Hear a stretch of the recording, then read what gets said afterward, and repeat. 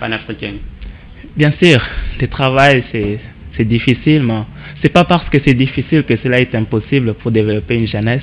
C'est pourquoi je vais y aller, parce que j'accompagne de jeunes en développement personnel, prise de conscience également. Je le fais beaucoup plus. Et je vais rappeler des problèmes qu'on a eu à rencontrer, des problèmes généraux qu'on a eu à rencontrer. C'est premièrement les problèmes de consolidation, comme je l'ai dit au début. Et le deuxième problème, on a rencontré des problèmes de prise de conscience. Troisième problème, un problème d'instruction ou de se construire. Les jeunes n'arrivent pas à se construire parce qu'ils ne sont pas amoureux de l'apprentissage, comme l'ami l'a dit. Et le quatrième, c'est un problème lié à l'exploration, premièrement. Alors, nous avons constaté que beaucoup de jeunes ont du mal à identifier la vraie personne qu'ils sont. Parce que les potentiels sommeillent dans tout jeune. Tout jeune est né avec plusieurs rêves. Même si tu es chez moi là-bas à Mobaïmbongo, à Yémina. Oui, sûrement. Je parle de la République et de l'Afrique en général parce que je ne suis pas en train d'être un peu... oui, je vous comprends. Voilà, je parle de la jeunesse en général, en Afrique, partout dans le monde. Chaque jeune est né avec un potentiel. Un potentiel peut être celui de réaliser quelque chose qui te passionne. Tu poses une question à un jeune. Qu'est-ce que tu aimes faire de ta vie?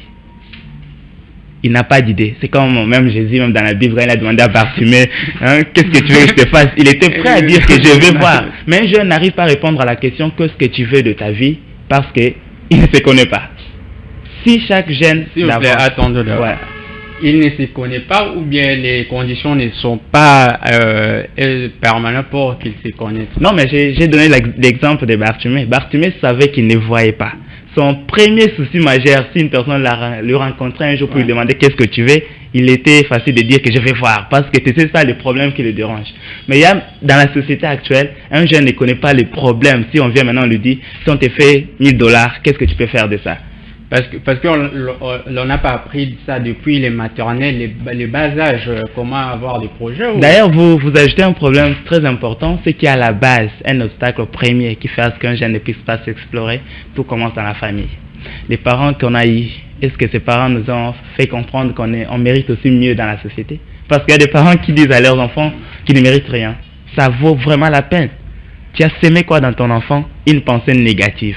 Et quand il va grandir, il va se dire, ah, papa m'avait dit que je suis un con. Et du coup, il grandit avec cette idéologie-là qui ne mérite rien dans la société. Le parent, il est à la base de ça.